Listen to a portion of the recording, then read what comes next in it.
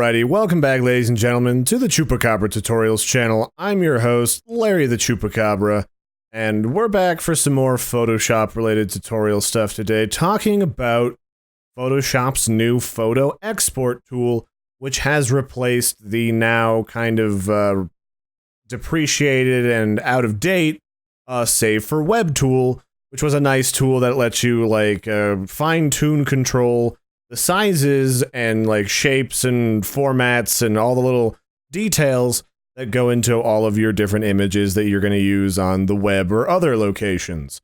And so I've got this Bloodborne thumbnail, this episode number 50 thumbnail that I'm going to export, and eventually I'm going to remake the thumbnail for the third time as I go into the new Old Hunters DLC for that game on my gaming channel.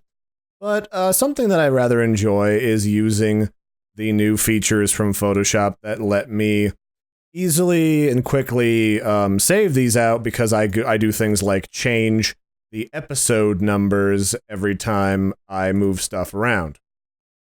So to get to the export feature, you go into File, Export, Export As, or Shift-Option-Command-W. And then you get this handy little tool that kind of previews the image you want to mess around with, and I can even increase the size of this window just a little bit. It can be a little laggy, so sometimes you need to give it a minute, especially if you're working with, like, say, a huge 40 megapixel image from a really big honking camera. Sometimes it can take a minute, so just give it a moment to load everything up. And then I can really quickly select what format I want to save this as. Let's say I want to save it as a PNG, because I've already saved this out. And then I can determine what size I want this to be at so that it's ready for use anywhere on the web. Now, YouTube's requirement for uploading a thumbnail, which is what this is they recommend it be 1920 by 1080, so it appears pretty good on say a TV if it's being previewed, but they also want it to stay underneath 2 megabytes. And if you see over here in the corner, a PNG image is just a little bit too big for me to use for that, so I can quickly say, okay, so that's a little too big. I'm going to go to JPEG, still kind of big, and I'm going to turn that down to about 80% quality, and that makes a nice 606.3 kilobyte file. And then I can, I can click Export, or Export All, and there's a distinction behind why this says Export All now. Or I can come over here into this little corner up here, and I can actually add additional versions of this image if I want to use it on, say, like, a preview for a post on, like, Facebook or, I don't know, your website. So I can go over here and I can make this smaller or bigger. Like, let's make this like 2 times bigger. And then it'll automatically add like a suffix at the end of the name, so we'll add that to our little list. And this is one of the ways that it's really easy using Adobe Photoshop, so that you can like export multiple size like icons for use on your website, for use on phones, for use on tablets, big televisions and stuff, big computer screens. It's really handy for exporting one object just once, so that you have all the different images that you need for all the different devices, especially if you're designing for responsive websites, like a lot of people are doing, especially now that there's handy tools like Adobe Muse and Macaw out there. So I've got these two, 1x for the main-sized thumbnail here, and then I'm going to have another one at 2 times the size, and I'm going to say export all of that stuff. And then that'll go here into the thumbnails 2 section, and we'll name that. What did I name that? Well, it doesn't really matter. So this is just for the sake of showing you guys, and it'll open up this folder. And then here's my 51 thumbnail, and that is at 1920 by 1080.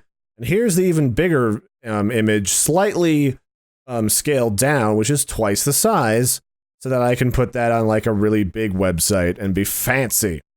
See, that one is 3,840 by 2,160.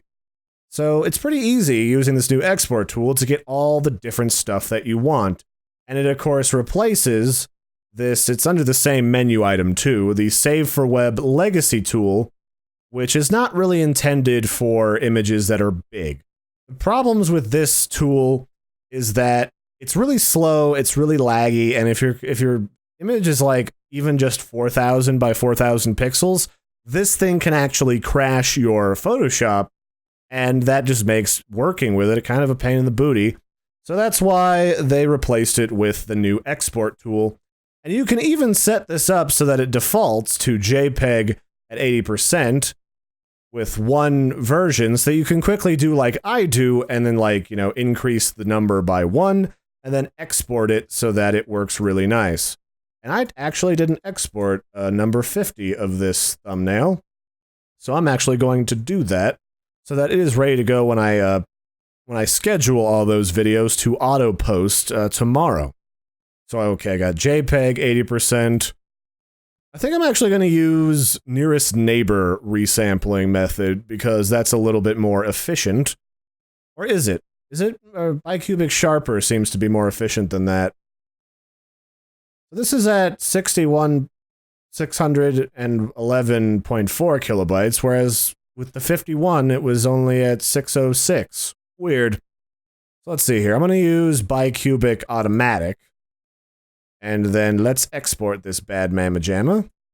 That'll go into this thumbnails folder at the number 50 thumbnail. That's how you use the new export tool. It's kind of handy. The only downside is I wish it let you better rename stuff so that you could say like this was thumbnail number 50, because now you have to like go in and rename it. And if you do multiple files, it's all going to use the name of your primary PSD file. But it makes it really quick and snappy to edit out all of these different images, so hey, why the floop not? So that's it for this one, ladies and gentlemen. This has been your quick little Photoshop CC 2015 edition tutorial for today.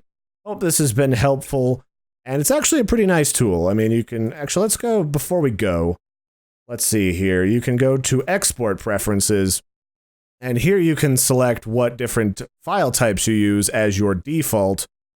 And you can even tell it, like, if you want transparencies, or if you just want them all saved to the same file, and if you want to include metadata, and convert it to sRGB, and this is the color space you want to use if you're going to use these images on the web, because this is, like, the most universal one.